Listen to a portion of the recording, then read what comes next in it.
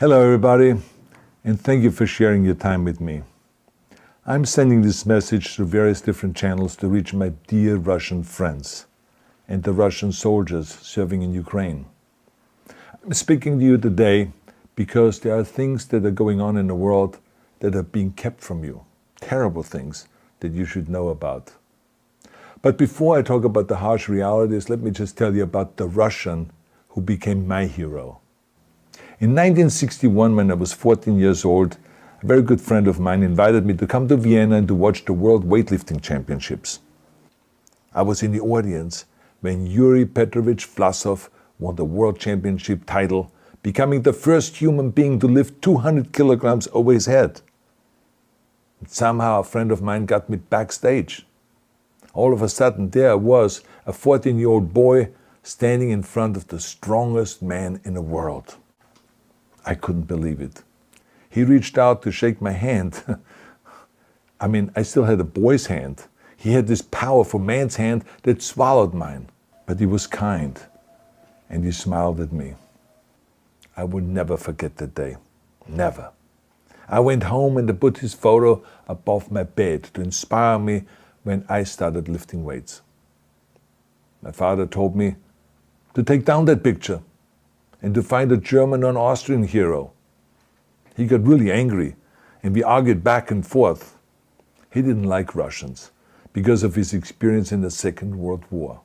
You see, he was injured at Leningrad, where the Nazi army that he was part of did vicious harm to the great city and to its brave people. But I did not take the photograph down, no, because it didn't matter to me what flag Yuri Vlasov carried. My connections to Russia didn't stop there, by the way. Oh, it actually deepened when I traveled there with bodybuilding and for my movies and met all my Russian fans. And on one of those trips, I remember, I met Yuri Vlasov once again.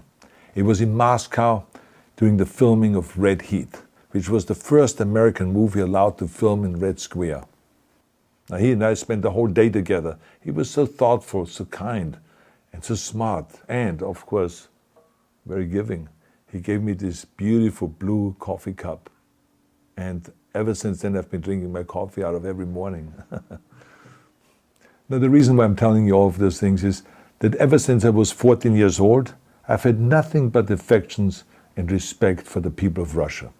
The strength and the heart of the Russian people have always inspired me. And that is why I hope that you will let me tell you the truth about the war in Ukraine and what is happening there. No one likes to hear something critical of the government, I understand that. But as a longtime friend of the Russian people, I hope that you will hear what I have to say. And may I remind you that I speak with the same heartfelt concern as I spoke to the American people when there was an attempted insurrection on January 6th last year, when a wild crowd was storming the US Capitol, trying to overthrow our government. You see, there are moments like this that are so wrong, and then we have to speak up. And it's exactly the same with your government. I know that your government has told you that this is a war to denazify Ukraine. Denazify Ukraine? This is not true. Ukraine is a country with a Jewish president, I might add, whose father's 3 brothers were all murdered by the Nazis. You see, Ukraine did not start this war. Neither did nationalists or Nazis. Those in power in the Kremlin started this war. This is not the Russian people's war. No. As a matter of fact, let me tell you, what you should know is that 141 nations at the UN voted that Russia was the aggressor and called for it to remove its troops immediately. Only 4 countries in the entire world voted with Russia. That is a fact. See, the world has turned against Russia because of its actions in Ukraine. Whole city blocks have been flattened by Russian artillery and bombs, including a children's hospital and a maternity hospital. 3 million Ukrainian refugees, mainly women, children and elderly, fled their country, and many more are trying to seek to get out. It is a humanitarian crisis. Because of its brutality, Russia is now isolated from the society of nations. You're also not being told the truth about the consequences of this war on Russia itself. I regret to tell you that thousands of Russian soldiers that have been killed. They have been caught between Ukrainians fighting for their homeland and the Russian leadership fighting for conquest. Massive amounts of Russian equipment have been destroyed or abandoned. The destruction that Russian bombs are raining down upon innocent civilians has so outraged the world that the strongest global economic sanctions ever taken have been imposed on your country. Those who don't deserve it on both sides of the war will suffer. The Russian government has lied not only to the citizens, but to its soldiers. Some of the soldiers were told they were going to fight Nazis. Some were told that the Ukrainian people would greet them like heroes, and some were told that they were simply going on exercise. They didn't even know that they were going into war. And some were told that they were there to protect ethnic Russians in Ukraine. None of this is true. The fact is that Russian soldiers have faced fierce resistance from the Ukrainians who want to protect their families and their country.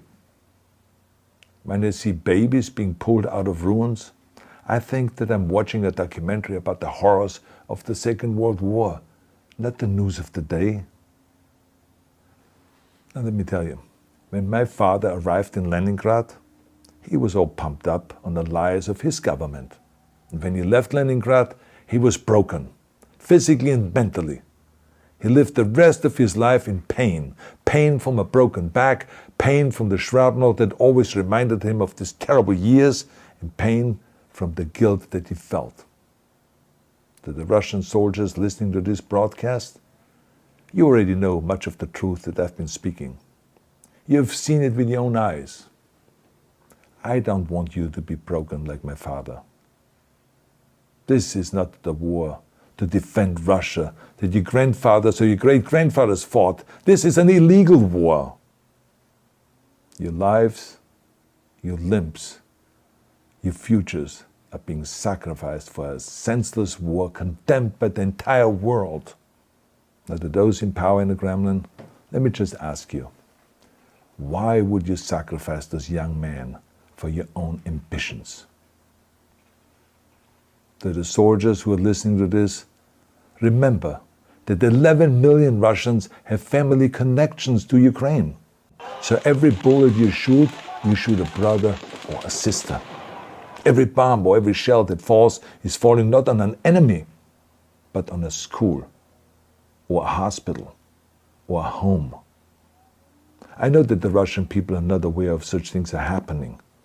So I urge the Russian people and the Russian soldiers in Ukraine to understand the propaganda and the disinformation that you are being told. I ask you to help me spread the truth. Let your fellow Russians know the human catastrophe that is happening in Ukraine. And to President Putin I say, you started this war. You are leading this war. You can stop this war. Now, let me close with a message to all of the Russians who have been protesting on the streets against the invasion of Ukraine. The world has seen your bravery.